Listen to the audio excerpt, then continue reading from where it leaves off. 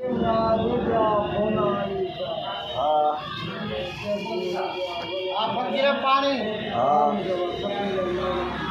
पान दानी प्यार फकीर डाला कर फकीर राजी डाला और राजी फकीर चाय भी प्यार पानी भी प्यार हाँ फकीर के दे दे चावल भी दे फकीर के एक फकीर चावल भी दे हाँ अल्लाह हाँ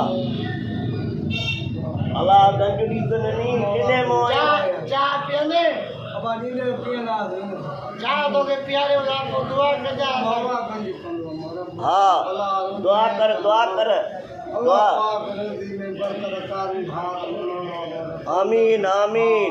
आमीन नाम सत पानी कलंदर बजाए जितो पानी दा किने ने किलो बजे शाम को इंसान नाम लो छान तौबा बाबा ये कमे ना भरे फोन छा कर रहा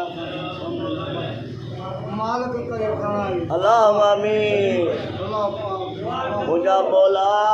तो पनाह दे शाम को जेके नचार जा तौबा असां गरीबन ते जेके शाम को न ओलियावन जे करे असां सिंध में ओलियावन उन्हनि जे करे मुल्क तो हले बाक़ी असां इंसाननि में को न रही आहे काज न रही आहे तौबा तौबा करे इंसाननि में कुझु न रहियो आहे फकीर प्यारे दा दुआ करे धंधे कारोबार में अल्लाह पाक धंधे वापार में बरकत पे मौला साईं असां नबी साईं सां वाइदो चला न मौला जो वाइदो चला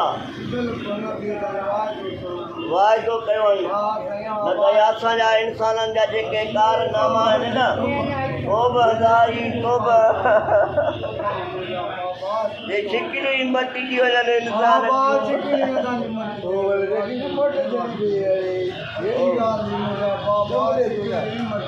तौबा हज़ारी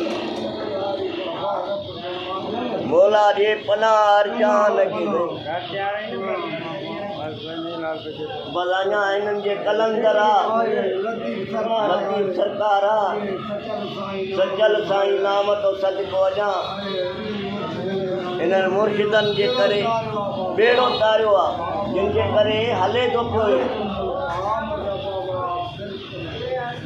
अलाह साईं करे उन्हनि खे रमज़ान जो महीनो आहे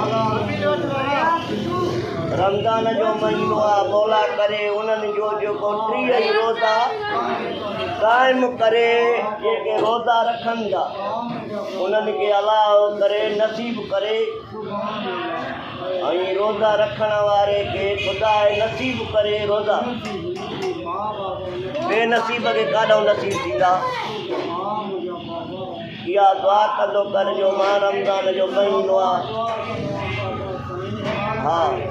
त रमज़ान जे महीने में इंसान रोज़ा रखे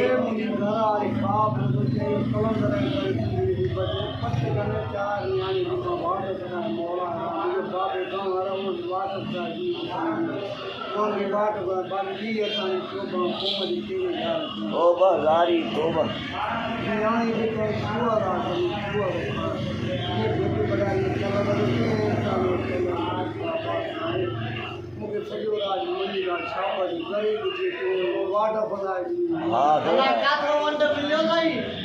गंज मिले गंज अचे फकीर साईं अल्लाह बरकत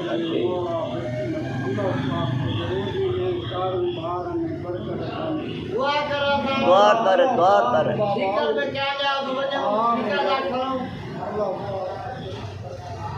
दुआ कंदो कर रोज़े धंधे में बरकत पवे अलाह करे हा इहा दुआ कंदो कर सुबुह शाम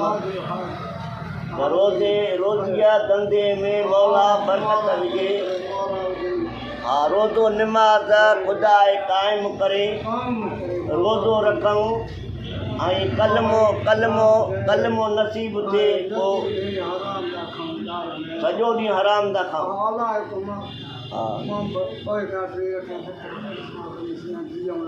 पाकाई अलाह साईं करे जो नसीब करे मौला रोज़ा बस